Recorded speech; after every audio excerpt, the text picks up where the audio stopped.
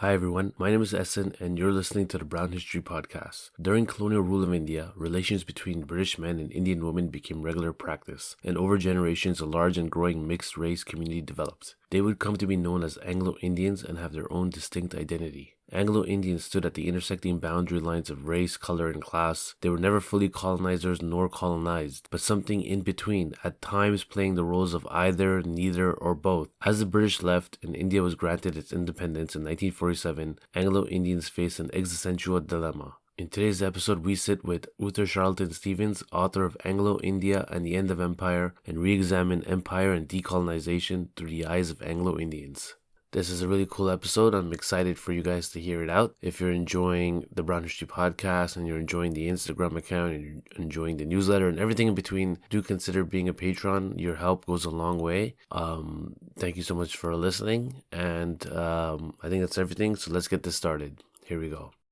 So thank you for joining us, for coming on. This is such a really interesting topic. I had never really considered the Anglo-Indian community before, and it's my mistake. I just never knew how deep and how much weight that this community had in the history. So I think right from the start, I just want to break down this term Anglo-Indian so that we can get the audience into it and get them to understand what the significance of that term is. And I thought I'll give you my understanding of it, and you can tell me if I'm wrong or if you want to add something or take away something. So the term Anglo-Indian and mixed person both refer to individuals with heritage from more than one ethnic or racial background, specifically British. But the term Anglo-Indian is tied to a very specific historical period or cultural identity. So basically, the British had babies with Indian women, and these children stuck together and then had marriages within the community, and then this somehow formed, it's not even it's like a community, but it's almost like a people, which is really interesting. And yeah, I think that's the gist of it. Great. So, yes, you're on the right tracks. What I would say is that it is a community that comes into being as a result of the exclusion from the British. So, the fact that the British and other Europeans have children in India doesn't really determine what the status of those children are going to be. They could just as easily become part of the colonial British society that emerges, or they could merge into the local population, or as you've seen reading the book, they could become a distinct group. And for the most part, they turn into a distinct community over time through this process of exclusion. And of course, the British are instrumental to the creation of this community of mixed European and Indian descent. But not all of the European ancestry of Anglo-Indians is necessarily British. So because there are other Europeans, both with their own colonies, the Portuguese, the Dutch, the French, small Scandinavian presence at some points, and then there are also, under British rule or under East India Company rule, there are lots of other Europeans showing up, Germans and even Americans. So basically, anybody of European origin or European ethnic heritage, including people from the United States or Canada or Australia, could have been one of the progenitors of the Anglo-Indian community. So it's defined by being an English-speaking group, and I would personally put the British Eurasian identity that turns into the Anglo-Indian identity at the core, but nonetheless, you have a lot of European ancestry that is more diverse than simply British. So in my own family, we have a Portuguese name, De Vaz. We have a German Jewish name, Rosemare, which is anglicized probably from Rosenmare. And supposedly we have some Irish ancestry. And then there were lots of Irish in the British Army, like all throughout the colonial period. So it's very common to find that Anglo-Indians have a range of European names like De Cruz, De Costa, Fitzpatrick, Gomez. A lot of them are Portuguese or Iberian sounding names, but you also get French names like Campagnac. You get Dutch names like Van der Veen, or Scandinavian names like Nissen. So all of those names end up being part of this mixed community. And also there's another separate group of people called domiciled Europeans who could be mixed, but they take pride in not being mixed. And the Anglo-Indians used to call them fair Anglo-Indians. Or instead of domiciled Europeans, they would refer to them as domestic occurrences. You know, this is a joke saying that actually they are Anglo-Indians too, but they happen to be lighter skinned, so they're trying to say that they're only of European descent. So it is quite a Oh. complicated story. I think we all know that mixed relationships are historically taboo and discouraged, and in many cases against the law in the past, not just in South Asia, but across the world, including North America and Europe. So I don't want to really focus on the difficulties of mixed relationships back in the day. I want to focus more on the children of mixed relationships, specifically Anglo-Indian marriages and the difficulties they face. So on that note, and on the cover of your book is a portrait of actress Oberoi. Merle Oberon. Merle Oberon, sorry. But it's actually not her, it wasn't her birth name. Her birth name was Estelle Merle O'Brien Thompson. So O'Brien was then turned into Oberon, which is a character from Shakespeare's Midsummer Night's Dream. And she recrafted her identity in order to pretend that she wasn't Anglo-Indian, to pretend that she was born in Tasmania, which was also the birthplace of another Hollywood star at the time, Errol Flynn. And there wasn't good communications, so Tasmania seemed like a faraway place, British/Australian, so a plausible place where somebody with British heritage would be, but far enough away that nobody would be able to check very easily. So Hmm. she connived with her film studio in the UK, London Films, and then when she went to Hollywood to conceal her mixed ancestry and her Anglo-Indian roots and her birth in India. Just being born in India was a signal that somebody might be mixed. So the minute you heard that somebody was born in India, if you were among people who appeared to be Europeans, you might be suspicious. And the boundary line between the colonial British people and the domiciled Europeans and the Anglo-Indians, the people who were mixed or were probably mixed, was determined by this concept of domicile, which is, you know, where is your real home? And by sending their children back to England for education, even if the children were born in India, the colonial British society, especially the higher up portions of colonial British society, firmly established that although they were multi-generational families with an Indian connection and an Indian career and Indian lives, still they wanted to say they were of British domicile. So they sent their children back to the UK to ensure that Indian-born British children would be considered British and not be considered to be mixed or potentially suspect of being mixed.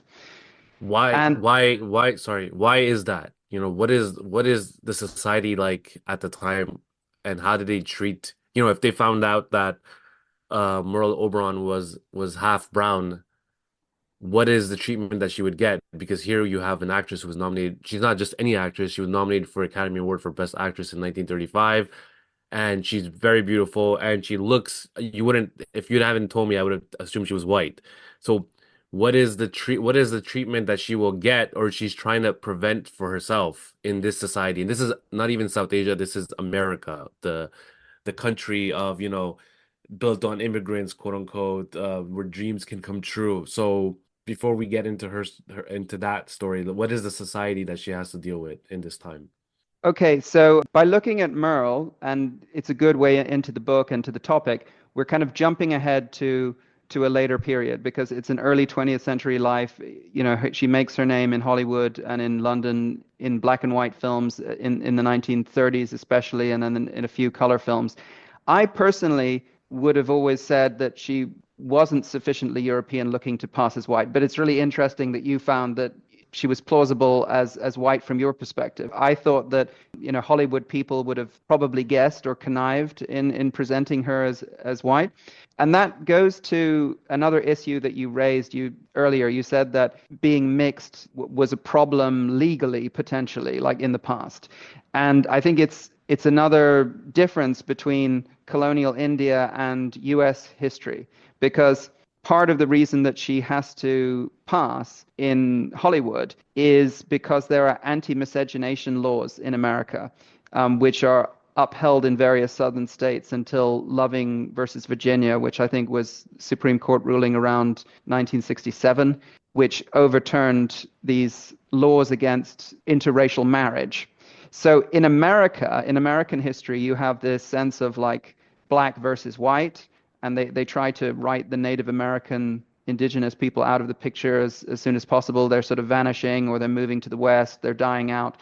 And so you have a kind of white masters, black slavery-based society, and then even after slavery, that's the kind of biracial order of the American South during segregation. So that feeds into those laws against racial intermarriage in America. But even in America, it actually is more complicated because the earlier period was not so racially binary or polarized as people would have you believe. Like in the Virginia legislature, they had laws against interracial marriage, but they had to make an exception because a lot of the prominent families in Virginia could trace their lineage to Pocahontas. So they had something called the Pocahontas exception, saying, well, you have to be white to be classified as white, except if your ancestor who's not white is Pocahontas. So, I mean, Wow. that just amusing little bit of trivia. But mostly, there is a kind of fuzzier period of some racial intermixture in U.S. history. Like the chief of the Cherokee, John Ross, is ethnically more Scottish than he is Cherokee, but he's the leader of the Cherokee, and because of their sense of maternal tribal membership, a matrilineal line, therefore he's considered fully a Cherokee, but ethnically he's more Scottish than Cherokee. So there was racial mixing in American history, but it's suppressed in the attempt to create this very binary black versus white, which is known as the one drop rule. Like if you have one drop of non-white blood, except Pocahontas, then you're classified as not being white. Right. But while there are laws that emerge in American history to police that, that's never the case in India. In India, there's no law against interracial marriage. And in fact, in the earliest days of the East India Company, the company actually deliberately promotes it, because in the very early period, in the 1790s, they don't really care about race and color as much as they do safeguarding their tenuous trade outposts and their rivalries with other European powers, which are partly a question of religion. They have rivalries with the Dutch, who are also Protestant, but they have strong rivalries with the Catholic French and Portuguese. So there's a strong desire not to allow Catholicism to become powerful within English colonies. And some of the early racial mixing of the British in India is not British men and Indian women. Sometimes it's British men and already mixed Indo-Portuguese or Indo-French women. And because those women would tend to be Catholic, the East India Company prefers that its soldiers marry Indian women and not Indo-French or Indo-Portuguese Catholic women. And Because of the religion. yeah, because Wow. it's a threat. Yeah. And they are not really thinking in racial and color terms at that point. Racial and color prejudices become much more important in the 19th century. So in the earlier era, of course, there are various kinds of cultural, religious, ethnic prejudices, but it hasn't really developed into this racial consciousness, which develops into the scientific racism, so-called, of the late 19th century. And there is a process by which things become more and more racialized between the early 19th century, when lots of East India Company officers are marrying mixed-race daughters of their fellow officers. Like in 1820, it's said that there was not a single officer in Calcutta who was not married to a woman of partially Indian descent. So what happened was that the partly mixed young women in that early period often married back into the British community and were accepted as suitable wives and mothers of children of future generations of British people. And so that's why you can find aristocratic and important families in the UK that have trace amounts of Indian DNA. If you do sort of 23andMe or Ancestry.com DNA tests, there are some people, including through Princess Diana, members of our royal family, who have Indian ancestry. There was allegedly a British Prime Minister who had some Indian ancestry. But this is diluted, and those people are not part of the Anglo-Indian community because they merged back into British society. Like Kitty Kirkpatrick, for example, she's the daughter of Khair-un-Nissa and James Kirkpatrick, the resident in Hyderabad. So you've got an aristocratic Muslim Begum younger woman and an older East India Company officer representing the company's interests in Hyderabad, and they have two children. Both children go to the UK. They're sent to the UK for education, which is what tended to happen with the children of elite men as opposed to the children of ordinary company soldiers. Mm-hmm. And unfortunately, the son falls into a vat of hot liquid and slowly dies as a result of his injuries. But Kitty Kirkpatrick becomes a very celebrated personality in British life. She's the muse of Thomas Carlyle, a famous British writer and thinker, Scottish. And she then marries an East India Company officer and has lots of children, and she's not considered white. You know, she's referred to in sort of euphemistic French language as slightly tinted, but she has sort of reddish or auburn hair, but she doesn't look exactly white. So that's quite normal in the origins through the 18th century, even into the early 19th century. And then it changes quite dramatically in the late 19th century. Then it becomes highly racialized, highly racially and color inflected. But in the early period, for the girls, for the young women who are mixed, they can marry back into British society. So that creates a division between the prospects for mixed race girls and mixed race boys. The boys end up suffering more because initially they're able to serve the East India Company in the army in all manner of capacities. But in the 1790s, partly as a result of the ongoing revolution in Haiti, of the slaves which are led by mixed race mulattoes against French colonial power, partly that scare story is used to drum up fears in the UK about what this growing mixed race population will do when they become the clear majority over the British population, and if they will start to side with the local indigenous native people and not side with the British. There's a suspicion of their loyalty at that point, and that's used by the company as a justification for introducing a series of prohibitions in the 1790s that bar mixed-race young men from serving in the company's armies and its merchant marine, except in very lowly positions as musicians and bandsmen. In 1857, the rebellion hits, and there's violence, and East India Company is gone, British Raj come in, and things have changed now, attitudes have changed, and now you kind of have a distinct, either you're part of the colonial administration or you're with the colonized. You have to pick a side now, and you have now this community that's in the middle who are half colonial, half colonized, half ruled, half rulers. It's a very weird position to be in. So after 1857, how do the British see them? How do Indians see them? And how do they see themselves? That's a very interesting question, and I didn't really give sufficient attention to 1857 in the book. And I also didn't really give a lot of attention to something known as the Ilbert Bill controversy. And both of those are interesting points in Anglo-Indian history when the community's allegiances are shaped and tested. And there were, in the early 19th century, some prominent military men like James Skinner, known as Sikandar Sahib, who founded Skinner's Horse, which is still a tank regiment in the Indian Army today, who were obviously not white, were obviously mixed looking, and who managed to evade the company's ban on being employed as in the army and becoming officers. But generally speaking, most of the mixed were pushed into these menial positions as clerks. So before, you had positions of being clerks going to typically Bengalis who became literate in English.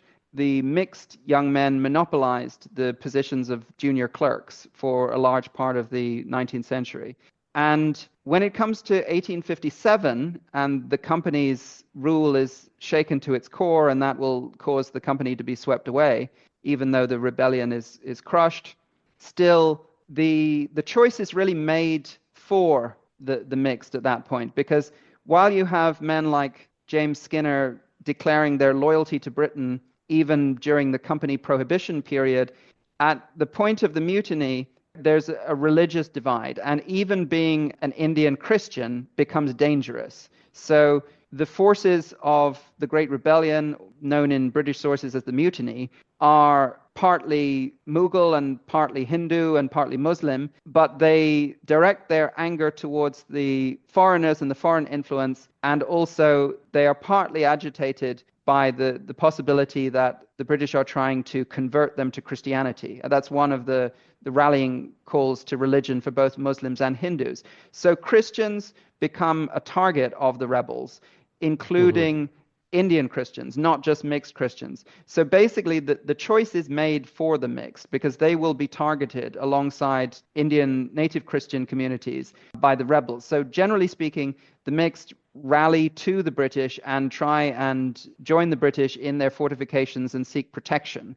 And they're treated more favorably than the Indian Christians. So for example, if there's some space to let in some Christians, the British will let in some of the Anglo-Indians and be less eager to let in all of the Indian Christians because they have limited food supply and they're safeguarding their own first. But various Anglo-Indians get involved in the mutiny, suppressing it on behalf of the British, including a police chief who leads a cavalry unit in Bombay.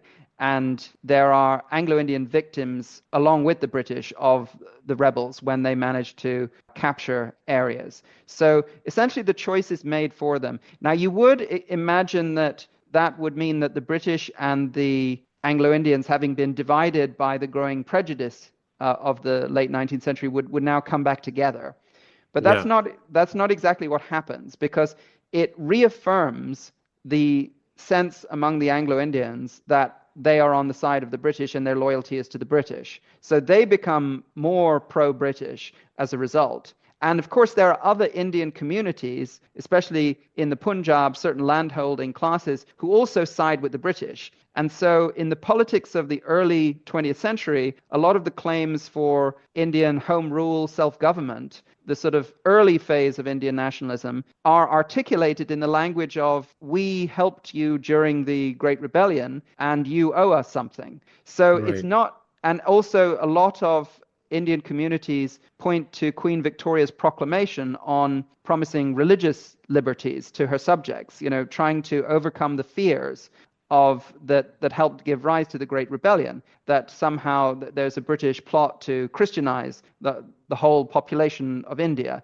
So Queen Victoria's proclamation says that she holds her own religion dearly, so she knows that other people, her subjects, they hold their religion dearly, so she doesn't want to impose her beliefs on them. And that's essentially like a promise, and therefore it becomes almost like a sort of proto-constitution. And various Indian communities point to that and even point to their own support for the British in order to justify their claims in the very early phase of the Indian nationalist movement. So that's something interesting that often gets written out. So it's not only the Anglo-Indians and the Indian Christians who side with the British, but the Anglo-Indians strongly identify with the British in 1857. And so they feel that their identity of wanting to be accepted back, to merge back together with the British, is reaffirmed. But that's not how the British feel. The mutiny, as they call it, creates a huge shadow over the rest of the British presence in India all the way to 1947 and the violence of partition. That idea of what happened in the Bibigar, the siege of Lucknow, is haunting the British colonial imagination ever after. And they can never feel quite secure, even in their bungalows, in their cantonments, everything sort of sealed away from the Indian bazaar, separate, protected, safe, but they don't even quite fully, even when they have affection for their own servants, there's always something in the back of their mind that the local society could turn on them again, like 1857. So it Yeah. haunts the British, the colonial British population, the population that really has deep roots of multi-generations being settled in India. And because of that reaction, the British become more aloof. And you have to combine this with the fact that there are increasingly large numbers of British women coming out after the opening of the Suez Canal late in the 19th century. And so the creation of British family life in the bungalow, separate from Indian society, is something that excludes Anglo-Indians just as much as it excludes other Indian communities. So the British are retreating into themselves, and they don't want to reconnect with the Anglo-Indian community, even though they're, of course, very happy for the Anglo-Indians and other Indian communities to support them in the crisis of the Great Rebellion. Okay, so let me just summarize a bit. So after the rebellion, Anglo-Indian community, it's now decided for them, and maybe they decided it also a bit, that they are now Team Britain and they want to merge into the society. So I'm assuming they're going to start dressing up, speaking, focused on the English, dressing up like them, British pride, all these things start becoming, I guess, more important to them. But it's a one-sided relationship, and the British, who I guess maybe treat them a bit better than they did before, they still feel a bit suspicious and worried about them. So they don't really give them the full love that they want. I guess then outside communities see the Anglo community as a threat at the same time and as a neighbor. And now you're saying that more British women are coming to India. So that means that less British people are marrying into the Anglo-Indian community. And I guess the Anglo-Indian community don't want to marry someone Indian, full Indian. So I guess they just kind of, to keep that British pride, preserve it, they marry within their own community, and that Anglo-Indian kind of stays preserved and strong and continues on to the next generation until things kind of change after partition. Am I close here or am I off? There are elements in the story you've just told in this interpretation that I agree with, and there are some elements that I would cherry pick and nitpick about. So I think that you're right about the British attitude of excluding Anglo-Indians, turning Anglo-Indians into more of a group that marries within itself Yeah, because they don't have much other choice. But if there are some fairer-skinned Anglo-Indians try to pass as European or as British, and sometimes they succeed, a bit like Merle, and they try and marry colonial British men. And also, the British society in India is very class gradated. yeah, In Britain, there's a very strong and powerful class system. But what happens to the British class system is in India is that it's influenced consciously or unconsciously by the Indian caste system, and it becomes ever more complex and gradated with very fine differences depending on what your occupational status is. So various different groups of British people in India are looking down upon each other and creating these complicated hierarchies reflected in which clubs you can join, which regiments in the army you serve in, whether you are from the ICS, which is the heaven-born, right at the top of the society, or whether you're at the bottom because you are involved in a tea plantation or in a department store. And even within the mercantile community, there are hierarchies, so that the people who are involved in trading commodities, they look down upon the people who work in department stores. And beneath this hierarchy come the domiciled Europeans and the Anglo-Indians.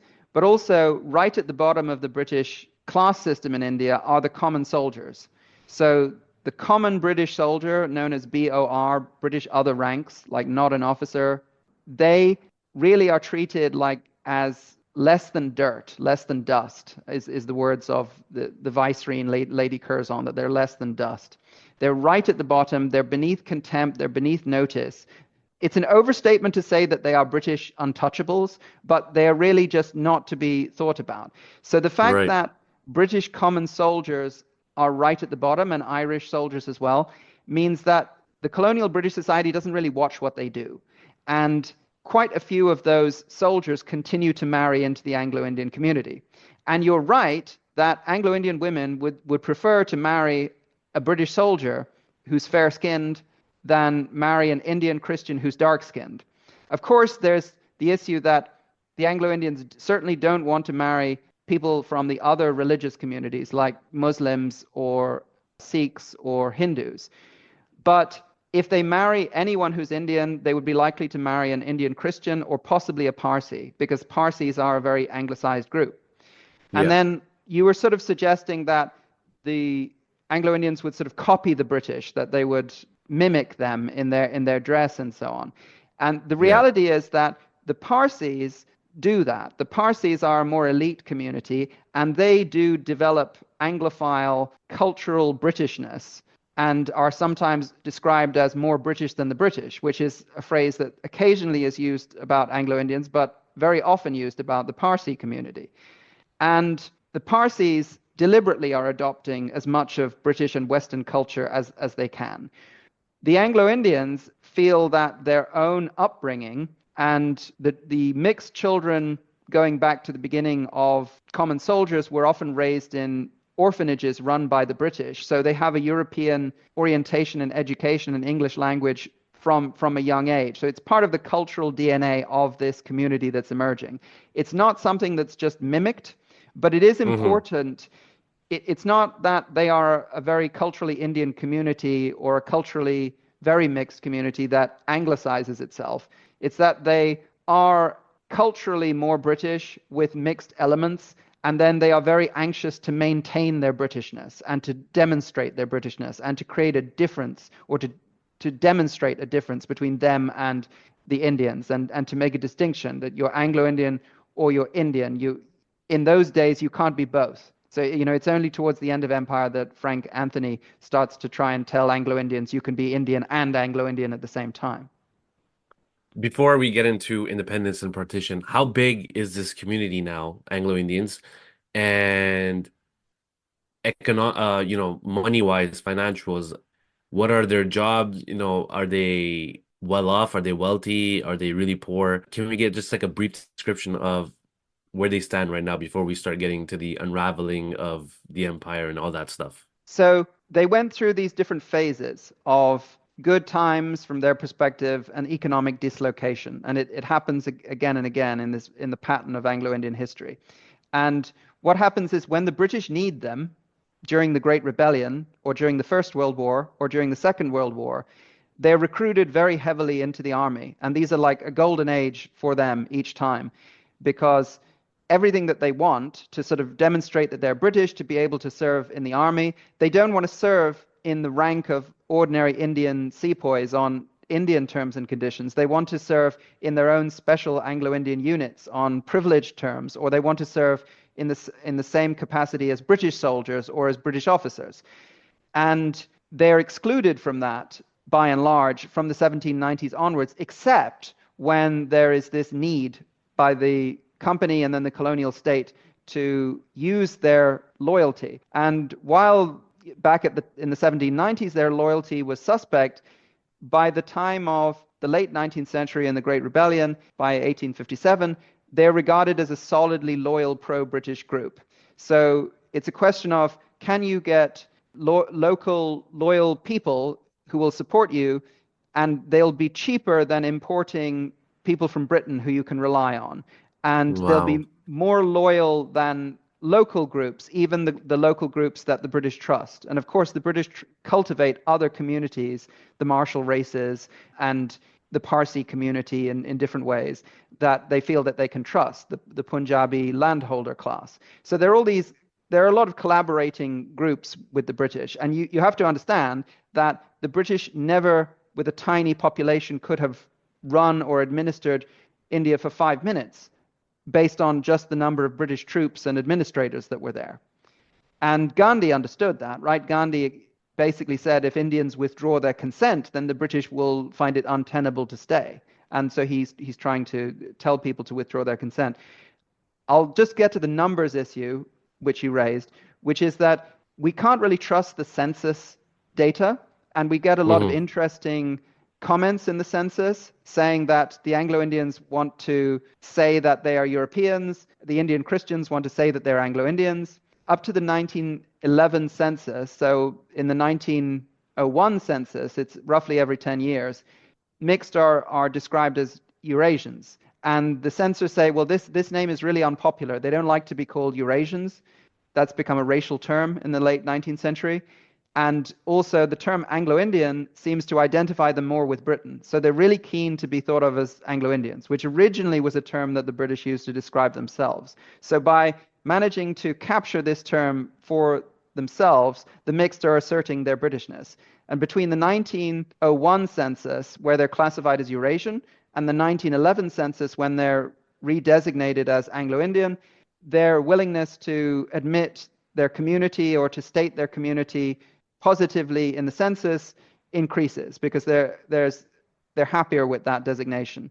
But you still see that some Anglo-Indians will try and say they're European or British, and some Indian Christians will want to be part of the Anglo-Indian group because they have preferential treatment in occupation and employment. So I will get to your employment question as well. Yeah. But numbers-wise, we can't fully trust the census, but we're talking about a group which in Calcutta, in the early 19th century, they outnumbered the British. And then if you don't include the British soldiers, if you just include the colonial British population and the colonial administrators, then they're a comparable population with the British through the colonial era.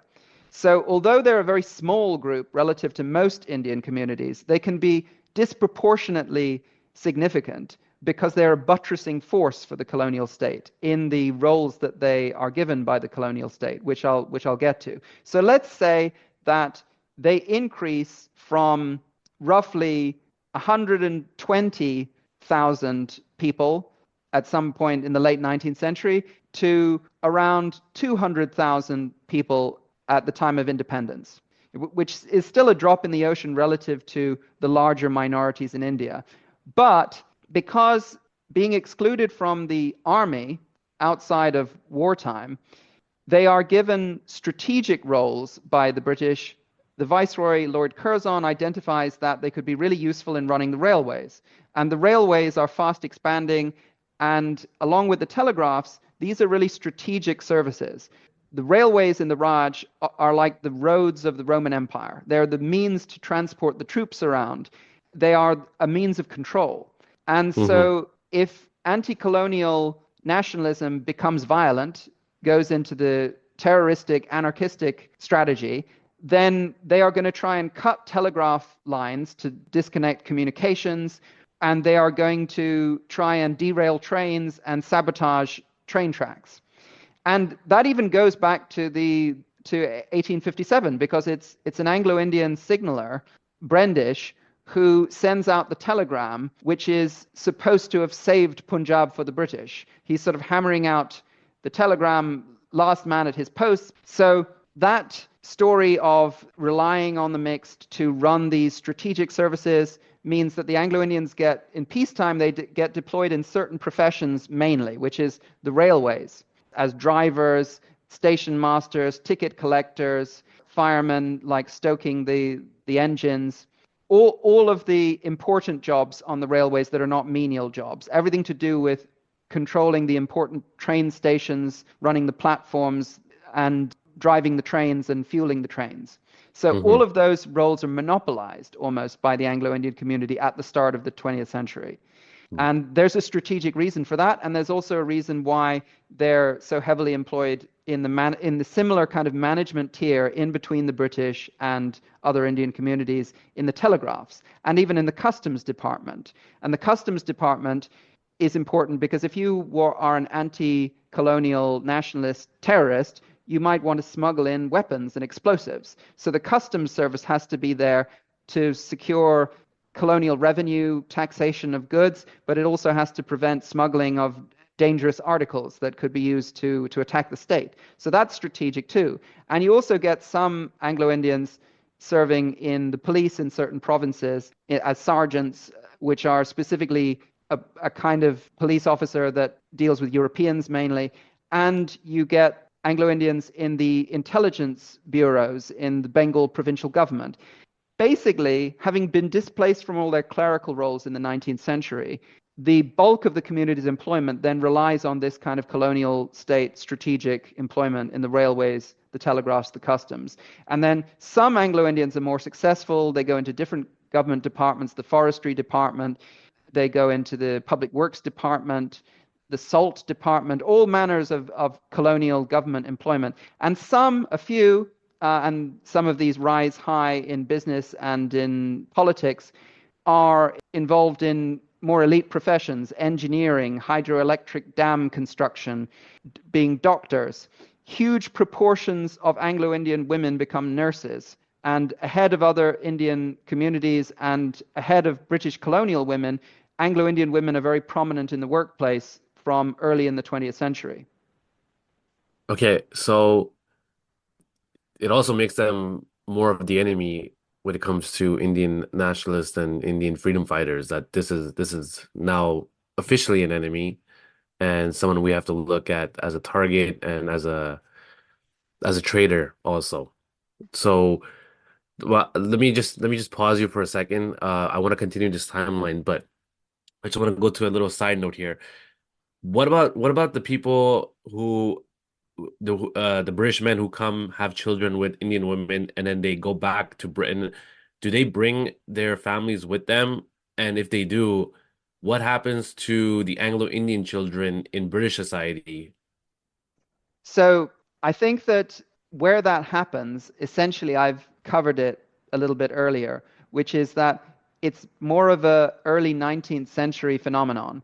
It's an 18th and early 19th century phenomenon. And what happens is that elite British men, company officers during the East India Company period, often send their children back to Britain for education. Right, And right. Kitty Kirkpatrick, as I mentioned, she was Yes. one of those Anglo-Indian young women who married back into British society and just stayed in Britain and had children with a British Indian Army officer, settled down in England.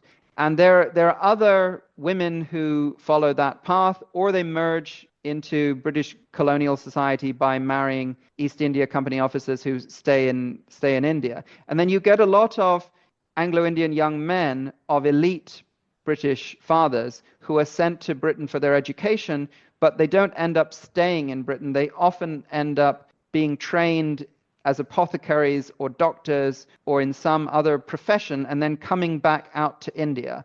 And they're able to get better jobs than other mixed race men, but they are also often disappointed about the effective glass ceiling on how high they can rise in any service. Hmm. So whether it's the East India Company period or the British colonial period, there's a glass ceiling, and if you're known to be Anglo-Indian, if you look Anglo-Indian, as in you look like an Anglo-Indian of color, and some Anglo-Indians are light-skinned, and you can get one brother is light-skinned, one brother is darker-skinned, the sister is in between. That's perfectly normal in mixed families. But where you are obviously mixed and you have no chance of pretending to be British by changing your accent or lying about where you were born, then you don't have any prospect to rise above a certain point. You're pegged to middle management roles for the colonial state. And there aren't that many Anglo-Indians. There are a few who are involved in the wider private economy of the business world. So getting back to your question, British common soldiers, if they marry Anglo-Indian women, they usually marry into the Anglo-Indian community and settle down in India. So what will happen is that some mixed women, young women, will merge back into British society in Britain or in India. Some young mixed race men in the early period will go to Britain for education, but usually they will come back and have careers in India. And then when it comes to British soldiers marrying Anglo-Indian women, usually the soldier would then leave the army, retire from the army at some point, and then get a job on the railways. And because they are British and light-skinned, although they may be less educated than their Anglo-Indian father-in-law, who might be a station master and have done Cambridge senior exams, moderated in England, still, even if they're a working class British person, their cachet being fully British within the Anglo-Indian community is high. So they can basically merge into the Anglo-Indian community. And why would they do that? Because life for working class British people in Britain is tough. There are not a lot of job opportunities in the interwar years during the Great Depression and so on.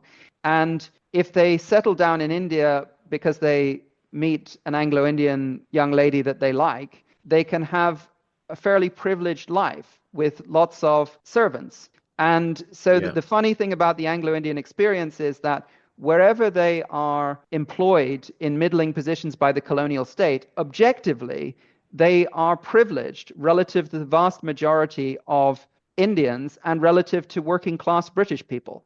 So it's actually attractive for British soldiers who are held in contempt by the rest of colonial British society to just merge and marry into the Anglo-Indian community.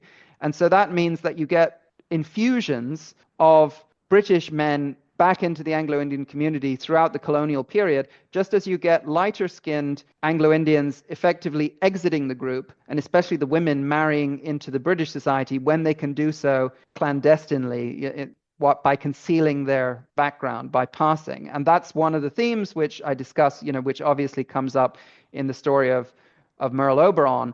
And you can read other books about her, like Queenie, which was made into a TV series. So try watching the TV series Queenie, and you'll get a sense of what that experience was like. And that's an interesting topic also for comparing with the racial experience in America, because in the United States, they also have an interesting history of passing.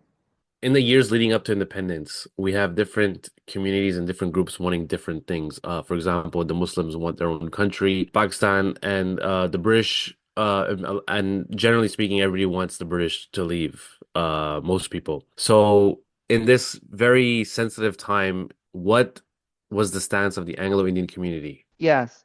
So there are still holdouts of other communities that remain pro-British into the 1930s and even early into the 1940s. But what will happen is that they're very quiet about that later on. They basically rewrite their own family history to hide the fact that they supported the British until quite late in the day.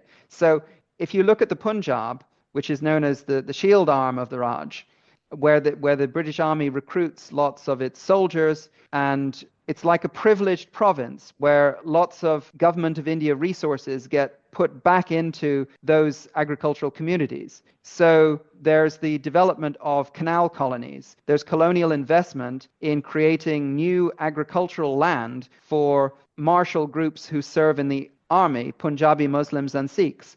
And so after their army service, they'll be rewarded with land, which is irrigated because the colonial state has invested in canal projects to make the land fertile. So the British colonial state rewards some of its followers. And there are large proportions of the Indian population, like the Anglo-Indians, who are serving the colonial state in some capacity. They're working in the Indian police, they're working in the Indian army, they're working in the public works department. Some Indians are allowed to become officers in the army. There's a process known as Indianization, where Indians are, according to the British, being sort of trained and slowly promoted into positions of responsibility to prepare them for self-government. That's part of the colonial British story, to delay their handover of power, but say that they're always in this role of being tutors to sort of to do state building, to sort of slowly develop Indian talents. It's a very patronizing view, but compared with some modern conflicts where you have regime change and people go in and bomb a place, remove the state infrastructure, and then leave chaos and nothing, in a sense, the institutions of the Raj remain after independence, and a lot of the services and the training of the army and the police remain after independence. And people like Nehru take over the structures of the colonial state. And from the point of view of a lot of academics, this is pernicious because the colonial state, its security state, its police elements continue, and this is a continuation of colonialism even after the British have left. But at the same time, we see institutional continuity, and we see that throughout British rule, right up until the end, there had to be people supporting it in order for it to exist. It couldn't exist without collaborators. And the story that you've imbibed, which is the mainstream story, is that most of the Indian population wanted the British gone, right? actually it's a very challenging thing for Gandhi and the non-cooperation movement to try and marginalize the violent elements of the Hindu Mahasabha and the terrorist side of the nationalist movement, and also to counter the loyalist and collaborationist groups who are working for the British colonial state right up until the end. And they have an uneasy relationship when they take over the reins of power. So Anglo-Indians are not as unusual. The Anglo-Indian community just happens to be even more loyal than the other groups that collaborate with the British, because they claim that they are answering the call of the blood, that they're responding to the fact that they are mixed people of British and Indian ancestry. And so the Anglo-Indian leadership starts to triangulate in the 1930s. When the other minorities are making claims for representation, the push is not immediately for the British to leave from all the minorities, right? The Muslims are demanding that they should have a share of proportions, percentages, reservations in state employment, that they should have a certain number of nominated seats in the colonial provincial legislative councils and the central legislative assembly. So there's a competition, which you could say is being fostered by British divide and rule tactics, between the different minority groups, where the minority groups can become tools of the colonial state, because the colonial state says we can't hand over to the Indian Congress Party because it doesn't truly represent all of India. What about the minorities? What about the Dalits? What about the Muslims? And so minority politics is partly a force that delays the process of decolonization. And at the same time, some of the claims of the minorities are legitimate. Like if you look at what Dr. Ambedkar was saying when he was aligned with the Anglo-Indian leader Sir Henry Gidney, his position is reasonable from the point of view of what is best for Dalits. He doesn't want to just hand over the British government to a class of elite Brahmins and what he would call Hindu Raj, replace white sahibs for brown sahibs. That's not what Ambedkar wants. He wants a more fundamental transformation of society, even than Gandhi is willing to offer. So it's actually a very complicated story. And within this very complicated interplay of the minorities in the colonial state and the Congress Party trying to create a broader consensus to force the British to leave and to persuade Indians not to cooperate with the British anymore, the Anglo-Indian community is in its own little bubble, its own little mental world, living in their railway colonies, detached from the rest of Indian society. Their interactions with other Indians are often with their own servants or with people who work for them on the railways. So they're able to think that they're like little sahibs and that they're happy working with the British. But the Anglo-Indian leadership is trying to chart a path forward. And Gidney, Sir Henry Gidney, who's the Anglo-Indian leader through the 1920s up until his death in 1942, he is very loyal to the British and always willing to support the imperial monarchy and declare that the Anglo-Indians will make sacrifices for Britain in any war that will happen. But at the same time, he's trying to persuade Anglo-Indians that they can't be so separate from the rest of Indian society. So he starts to talk, instead of just saying that Anglo-Indians have a British birthright that with sons of the British, he starts to try and persuade Anglo-Indians and even conservative Anglo-Indians who don't want to hear this message that we are Indians too, that basically Britain is our fatherland in his language and India is our motherland. And he wants to be loyal to Britain, the fatherland, India, the motherland, and the third part of the trinity for him is to be confidently Anglo-Indian in this distinctive patriotism within the community, which embraces and accepts that Anglo-Indians are people of mixed descent, that pushes against the idea of pretending that Anglo-Indians don't have Indian ancestry, because there are still lots of Anglo-Indians, even with dark skin, who want to deny that they have Indian blood at this time. And they're so pro-British that they're in denial about their own ethnicity. So he's dealing with very conservative forces, and he's trying to create a patriotism that combines love of Britain, love of India, and love of the imperial monarchy. So of course, that is compatible with the late colonial world that he lives in. And if you take away British rule, if you break the British-Indian connection, the colonial relationship, then suddenly his three-legged stool can no longer stand. And he's not prepared for the world after a rupture between Britain and India. His patriotisms work best when India can align with Britain and India can be working towards partnership within a future Commonwealth, a more equal relationship, but still a relationship that seems subordinate to most Indians. the relationship that he sees, which early Indian nationalists also advocated, is the kind of relationship that Britain has with its settler colonies like Canada, Australia, New Zealand, that India will be given dominion status. But for the younger generation of nationalists, including Nehru, by the 1930s, that's not enough. They're moving towards saying Purna Swaraj, the British have to go completely. And so it's only after Gidney's death that Frank Anthony has a more dramatic turn towards Indian nationalism, and he comes up with a new formula. Instead of the British fatherland and the Indian motherland, he says we are Indians by nationality and Anglo-Indians by community. And he's trying to persuade Anglo-Indians to accept Indian nationality and to say that this doesn't mean that they have to change their culture, their English language, their religion, their schools, their education, or their clothes. They can just remain as a sort of culturally anglicized community and be recognized as a minority within a Nehruvian secular state framework, pluralist democracy. And they can become a model minority and they can become loyal to the new independent India. During partition, we see lots of violence and the British leave. What happens to the Anglo-Indian community during this violence? And you said that their jobs were train conductors. So much violence happened in the trains. What happens to all these people during partition violence? So there's an Anglo-Indian academic who lives in New Zealand, Dorothy McMenamin, who's originally from what is now Pakistan.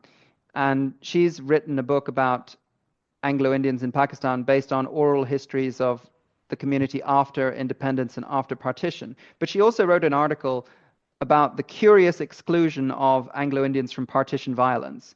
So it is interesting that the British are very afraid when the partition communal violence starts to get worse and worse, that it's possible that the Quit India campaign of 1942, where there was lots of attempts to turn violence towards the British, could return and that there will be anti-British violence. And so the British fear a breakdown of law and order completely, and they want to hand over to an Indian government in this state of chaos while there is still plausible deniability that they are responsible.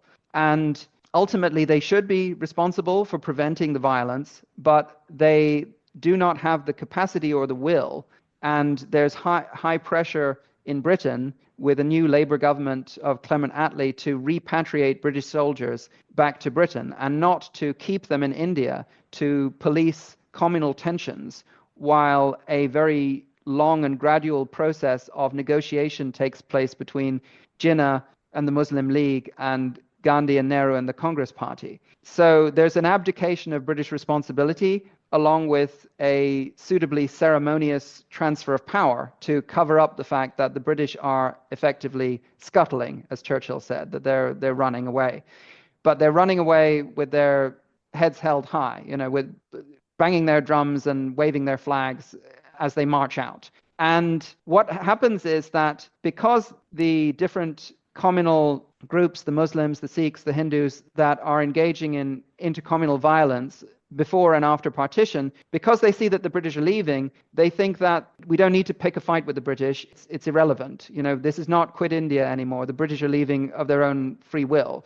And the British are not even attempting really to police the violence and prevent it. And the British think that if they do really try and put British troops in between Muslims and Hindus, that this could cause the violence to come onto the British community. And that's what they really don't want to happen, because that would be a replay of 1857. That nightmare from the colonial British imagination could come back.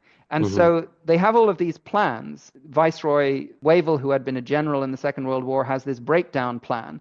And his plan is how to withdraw from what could be called Hindustan, to withdraw from the Hindu majority provinces with all the British colonial population, some Muslims, the Anglo-Indians, and some loyal minorities, and move them to airports, to ports, to ships off the coast, and to what will become Pakistan.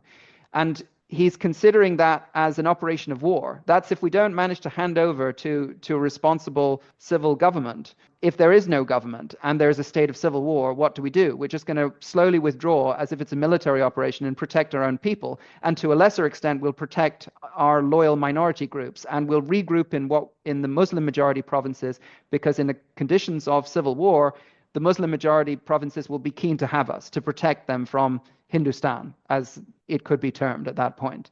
So that prospect is there, and the uncertainty levels of everyone are very high. The Anglo-Indians are, as you say, driving the trains that bring in these bodies, slaughtered carriages full of trains of slaughtered bodies. And so I'm sure that they were very traumatized by that. And there is a lot of oral history that's being done on partition violence, but perhaps there is still more to find out about the Anglo-Indian experience of partition. I imagine that Anglo-Indian men, like people in other communities, were not very keen to tell their families what they saw. So I'm sure that the Anglo-Indian train drivers saw terrible violence. And in the book, I do quote Anglo-Indian witnesses to partition violence, including Frank Anthony. And also, you hear fearful rhetoric from the Anglo-Indian community, where Anthony is saying that Anglo-Indian men are getting hysterical and saying, when will they come and cut our wives' throats? But as Dorothy McMenamin said, curiously, Anglo-Indians are exempted from partition violence. And like some British individuals, sometimes they also shield individuals of other communities who are under threat of violence. But of course, that's something risky to do, and that's just something that some individuals do. And we certainly could learn more about that process. But it's a very painful history, and it's not a major part of the Anglo-Indian narrative, because the Anglo-Indian story runs along parallel lines where they're having their own existential crisis about the departure of the British. They are panicking about the departure of the British. So what happens to them after the British leave? At the beginning, you said that this community was formed through exclusion from both sides, and now the British are gone. So this big ingredient is gone. And my other question is, now that the British are gone and Pakistan is formed, are there Anglo-Indians in Pakistan? And you mentioned it a bit, do Anglo-Indians in Pakistan become Anglo-Pakistanis?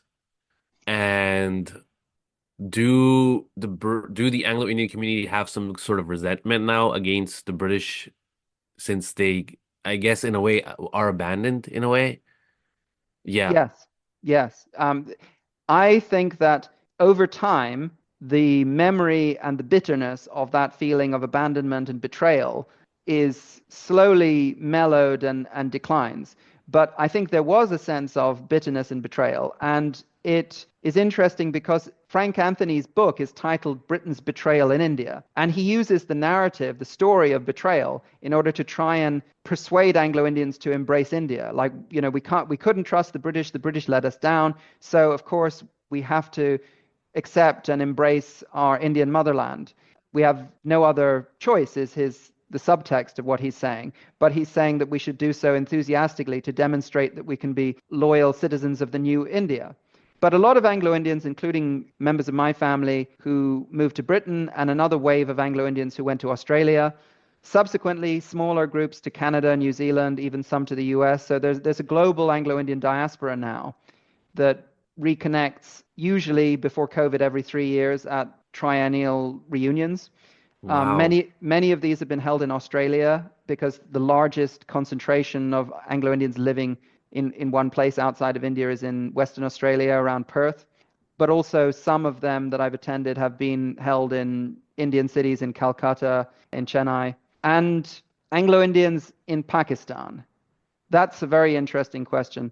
So there's another Anglo-Indian leader, Cecil Edward Gibbon, who becomes a rival to Frank Anthony. And he had actually been a very unusual Anglo-Indian politician, because he joined the Congress Party quite far ahead of Indian independence. And back around 1938-39, during the brief presidency of Subhash Chandra Bose of the Congress Party, he is wearing a Khadi Sherwani frock coat, homespun cloth as Gandhi and his spinning movement encouraged the boycott of British textiles.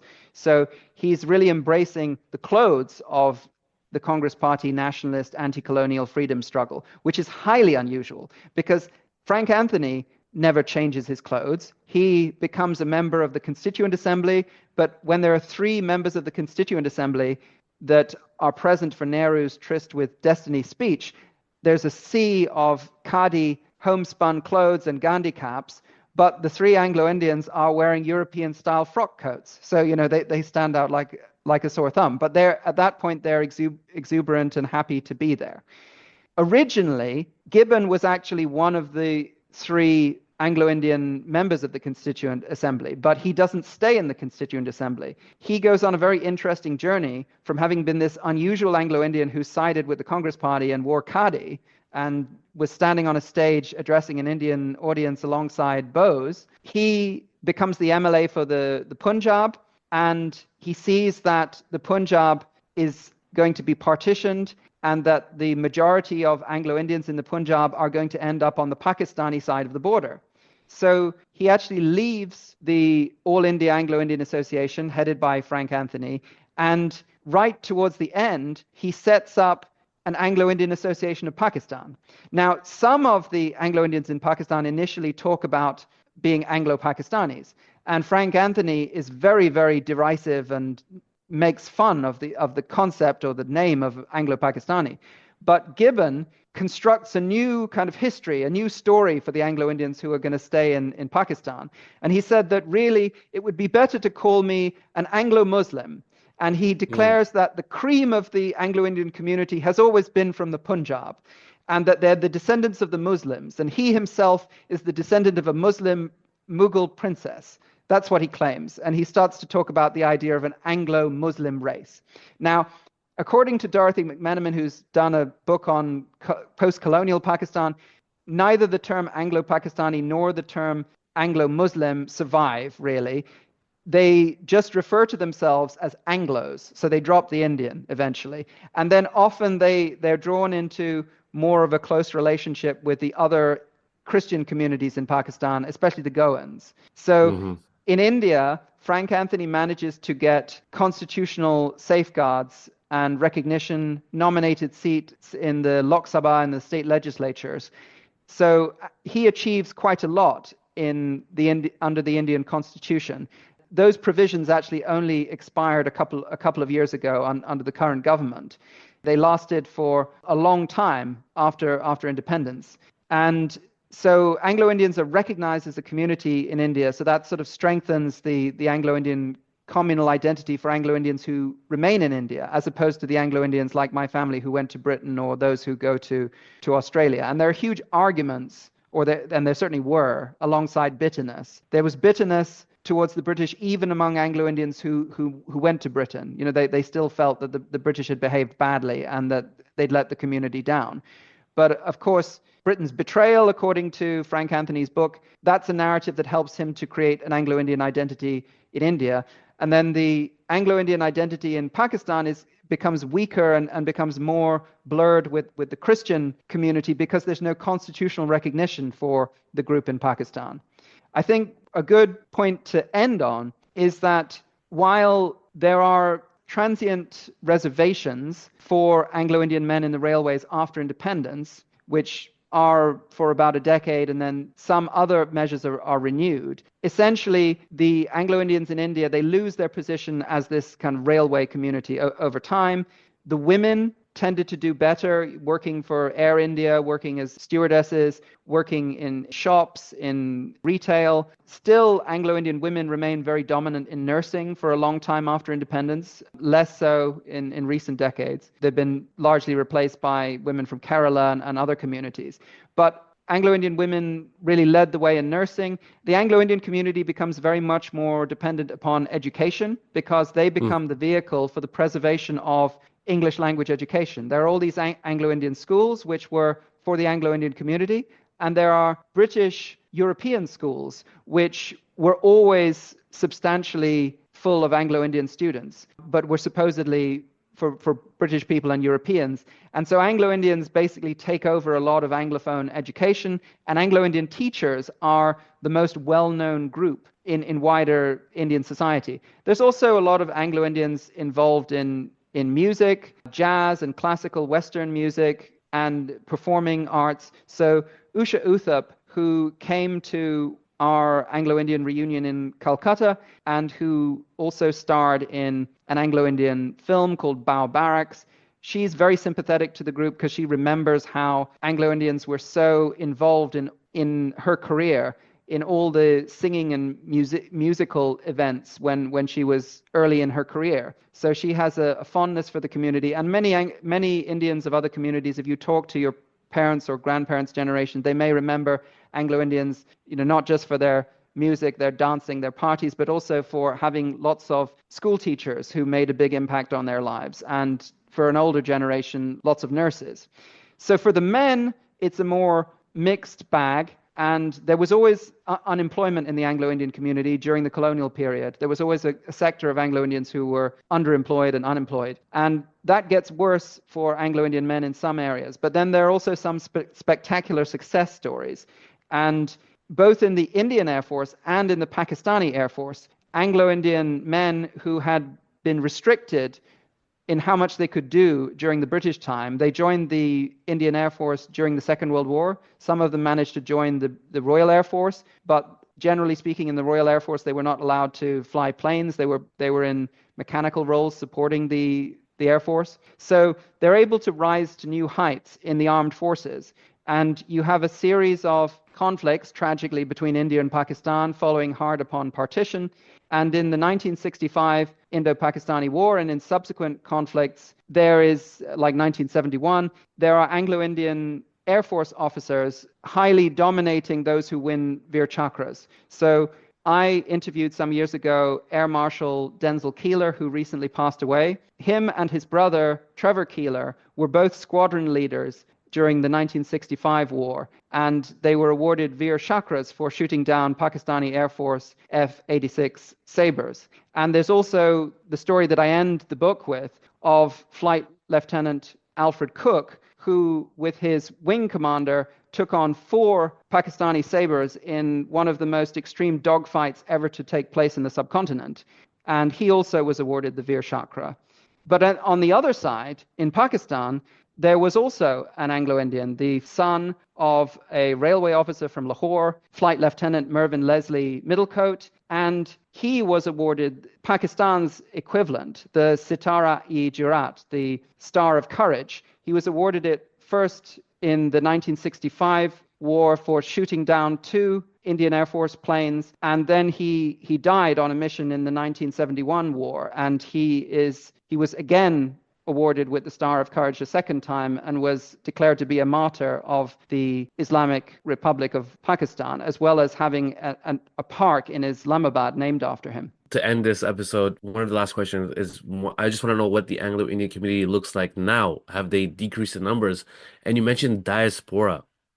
One of the things I mentioned at the beginning was that the difference between mixed race and Anglo-Indian is that Anglo-Indian's identity is tied to a certain time and place, but that doesn't exist anymore. And now it's just become like a nostalgia memory. So when you say diaspora, do you mean it's like a community of very elderly people who still have memories of their parents and stories of their parents of that time? And does that mean that the young generation, 20-year-olds, 30-year-olds, have they just, I guess, they don't really look at themselves as Anglo-Indian. They just look at themselves as whatever they are with a mix of British in their family or Indian in their family. How does that work? I would imagine that as time went by, people would marry outside the culture and they would slowly dilute and then slowly kind of fade away. But it sounds like they're very strong still, and they still have that sense of preservation and pride. And you're talking about reunions, which I don't even think other minority groups have that. So that's very interesting to see that they're very organized and they really do want to keep that going on. So what does it look like now? So I think what you've said reflects a lot of the worries of the older generation of Anglo-Indians in the diaspora. A lot of them at the recent reunion in Canberra in Australia expressed that opinion that the community in Australia and in Britain and Canada is sort of aging out, that it's the older generation who still remember the culture, and they pass down some of this to their children, but their children, as you say, intermarry with Australians and British people, and they value this as heritage to a varying degree. It depends on individual children, whether they're more interested or less interested, or they become more interested. Perhaps they're initially not interested because their parents, want to take them to an Anglo-Indian dance and eat some spicy food, but listen to outdated music and jive and rock and roll, and everything is almost a bit culturally ossified, like stuck in time, as you said, in the diaspora. There's lots of nostalgia, as you say. So initially, a lot of the young people don't necessarily appreciate that. But then there's also a lot of younger people in the diaspora who are, like I think many other individuals around the world, are becoming interested in researching their lineage, their ancestry, in doing DNA tests, in trying to recover some sense of heritage that sometimes their parents have not transmitted it to them, because sometimes the parents were engaged in passing, like Merle Oberon, and they were not honest about their ancestry and their roots in India. So you have parts of the diaspora who are wallowing in nostalgia and thinking about India, and some of them visiting India, including for some of the reunions. The next reunion is going to be in Cochin, actually. And then you have other Anglo-Indians who stay aloof from all of this, and some of them actually only wanted to merge into British society or Australian society and didn't particularly want to perpetuate this cultural memory and this community identity. But there is enough amongst the older generation of Anglo-Indians in Australia and Canada and Britain to keep the reunions going for some time to come, I think. And in India, it's a completely different story, because in India, it's more of a living community. And obviously, there is greater degrees of intermarriage with other communities, especially other Christians, than there was in the colonial period.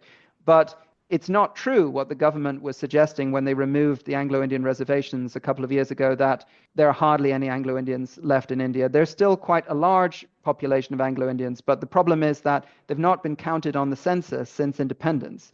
So essentially, community organizers and scholars would have to try and, with the help of the Anglo-Indian Association, conduct some kind of private community-based census to demonstrate that the Anglo-Indian community is still large. And I believe that it's a vibrant community in India, and that it has culturally changed so that Anglo-Indians in India have a different identity and a different experience and a different sense of their own history than some of the members of the diaspora. Some elements of the diaspora are more nostalgic and more orientated towards the past and an image of Anglo-India as it existed in the Raj. And I must say that my book really reflects that Anglo-India, the Anglo-India of the Raj, which is an Anglo-India that is slipping away now.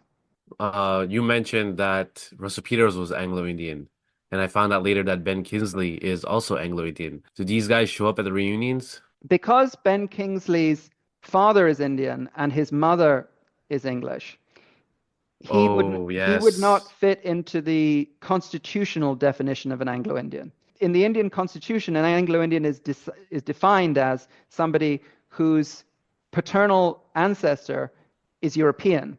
And there are complicated reasons, which I've discussed in some of my other podcasts, which people can look up, like Masala Trails and the British in India Trust lecture and the Asian Review of Books podcast. And I could get into some of those issues there. So anyone who's really interested in that can look to my other podcast interviews on that issue of how you define the Anglo-Indian community. But Ben Kingsley wouldn't be considered an Anglo-Indian according to the constitutional meaning in India. And I don't think the constitution can really define what an Anglo-Indian is in the diaspora. I think it's really up to people how they want to self-identify. But I don't believe he does identify that way, because usually people whose European ancestry is on the male side are the ones who have grown up with the culture of the Anglo-Indian community, have inherited something of that identity, something of that cultural memory, whereas people whose parentage is the other way around usually have a distinct experience. That's something we could get into in the future. And in terms of Russell Peters, now I assume my sister is a comedian, has met him, and she passed my previous book, Anglo-Indians and Minority Politics, to him. So I hope that he's read it. But I assume that he does identify as Anglo-Indian, and I believe that his family are Anglo-Indian. But if you're doing stand-up comedy, it's not a medium in which you can explain the complicated history of this complicated little minority community, right? That's not Right. what a comedy audience is there for. And that's part of the problem with telling mixed race stories and Anglo-Indian stories, is that there's so much to explain, so much background that we've had to go through in order to explore this topic. And so he basically passes as simply a member of the Indian diaspora for the purposes of his comedy. And I think that's understandable. It's natural, because a comedy routine about being an Anglo-Indian would have quite a niche audience. It would go down very well at one of the reunions, but he draws massive crowds. And just explaining South Asian issues, I think, is a big enough challenge to Western audiences. To understand this mixed race minority would be an even greater challenge. My last question is, can you name 3 books that you would recommend if somebody wants to learn more about this? So maybe we can split it and say that there are some books which are like personal memoirs that people Sure. should read, which are Sure. more accessible. So Shirley Gifford Pritchard wrote a book called An Anglo-Indian Childhood, which is a lovely book. Joy Chase wrote a memoir which is called Embers, along similar lines. And there are other books in that genre. More and more Anglo-Indians are thinking about their past and writing these individual stories. So I think there's an important place for that. And then on the other hand, I mentioned to you Dorothy McMenamin's book on Anglo-Indian lives in Pakistan after independence, based on oral histories. There's also Lionel Kaplan's book on Anglo-Indians in post-colonial India and how they adjusted. And there's a very big compendium on Anglo-Indian identity, edited by Robin Andrews and Merin Simi Raj, in which I've got a chapter, and many different Anglo-Indians working in the field of Anglo-Indian studies have got a chapter. And so it covers a wide range of topics. It's quite an expensive book, so you might have to try and get it at a library, but that is really a wonderful academic resource for anyone who wants to research this, as is the International Journal of Anglo-Indian Studies, which is free and open source and is edited by Robin Andrews and Brent Otto. This was really lovely, and it was very, very insightful and so fascinating. Thank you so much for your time, and I highly recommend everybody to check out your book. It was really, really cool. Is there anything else you want to add in before we call it an end? So my book is available from Hearst Publishers in the UK and from Oxford University Press in the USA, Anglo-India and the End of Empire, Uther Charlton-Stevens. And you can get it on most Amazon platforms. I'm very, very grateful if people read it, if they could write me even a short one-line review on any of these platforms like Amazon or Goodreads. That really helps get the message out. And I'd like to thank you for creating this wonderful platform, an amazing podcast that covers such a rich variety of topics from across the diaspora. And we have, within the South Asian world, we have diasporas within diasporas. We have Oh, global yeah. stories within global stories. And I really will look forward to enjoying more of your episodes.